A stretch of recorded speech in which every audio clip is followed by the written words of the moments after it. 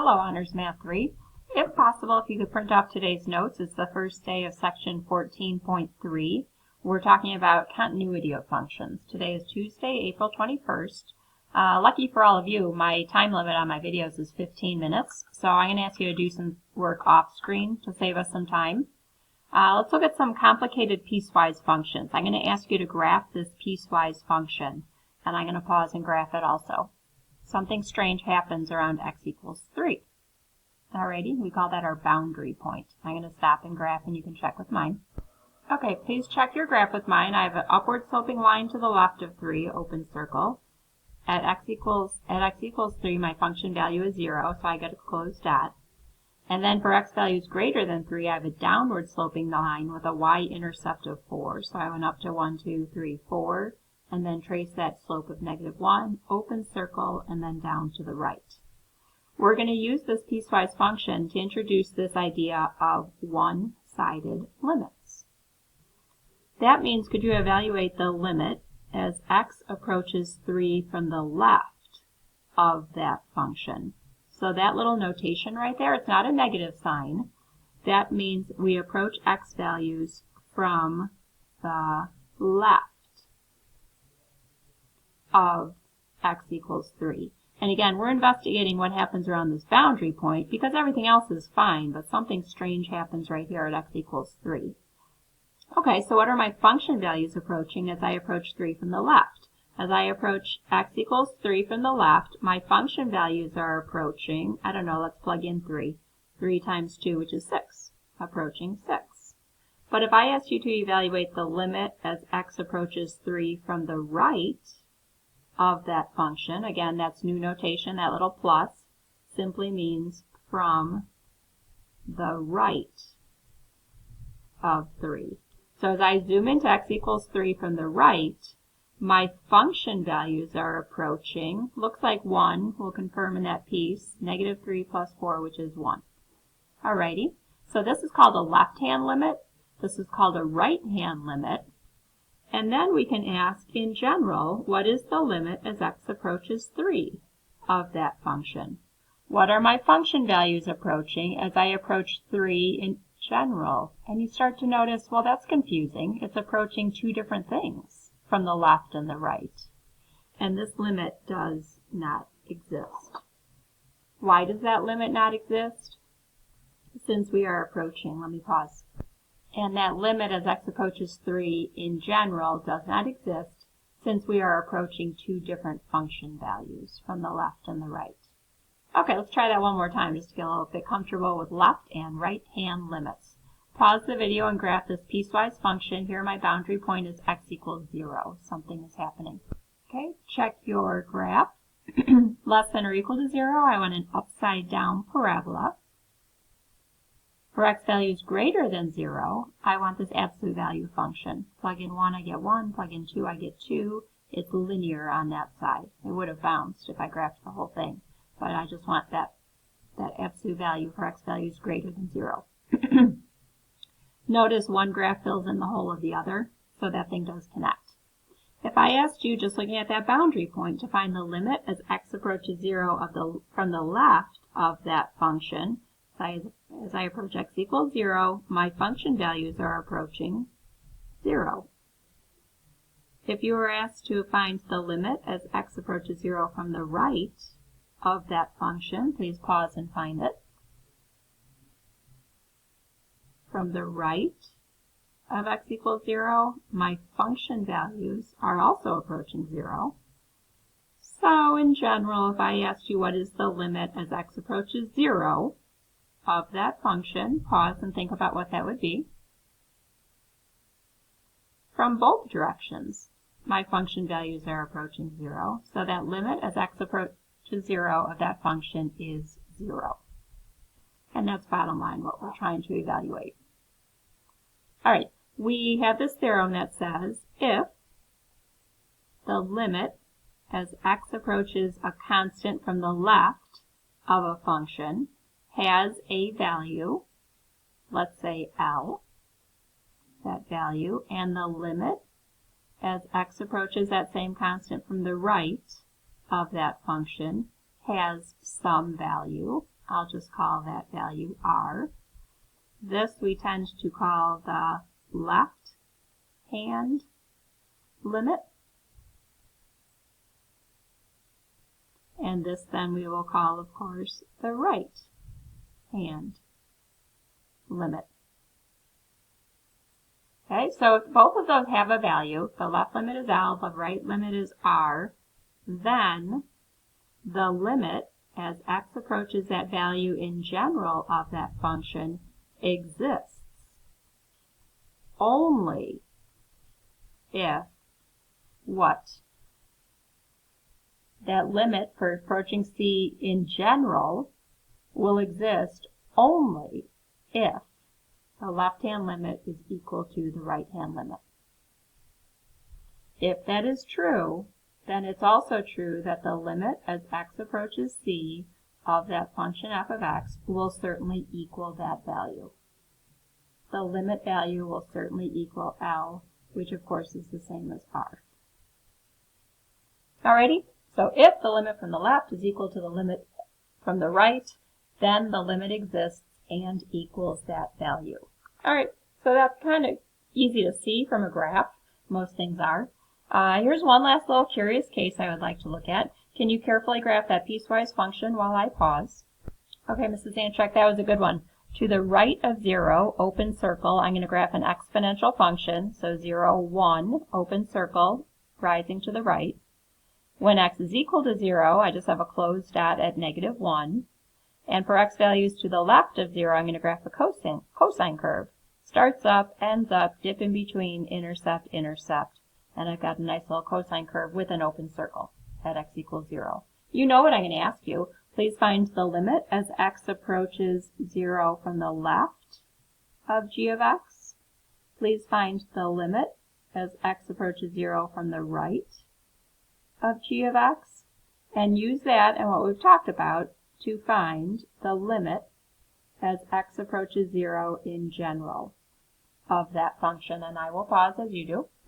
As I cruise into 0 from the left, my function values are approaching 1. As I cruise into 0 from the right, my function values, my outputs, are approaching 1.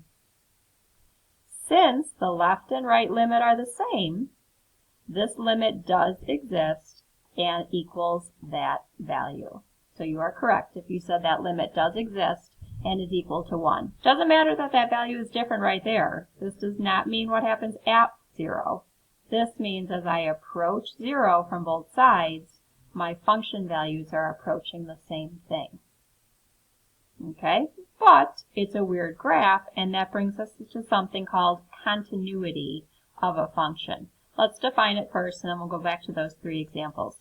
A function is continuous at a point C if the function is actually defined at that value, x equals c. 3-part condition here.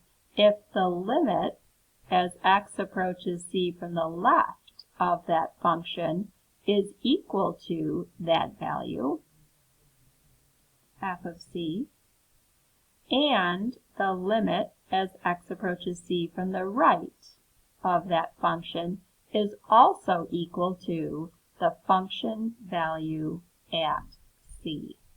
If these 3 conditions occur, then my function is continuous at that constant c. So, in a nutshell, a function is continuous at a point c if the limit as x approaches c of that function is the same as the function value at c. Okay, let me pause for 1 second and give you a little note here. Now I'd love for you to think about this for a second and go back to examples 1, 2, and 3 above and just decide for yourself, are those functions continuous at that boundary point? Stop and think for 1 moment. Okay, you were correct if in that first case you said that function is not continuous at x equals 3, since the limit from the left, the limit from the right, and the function value are not all the same.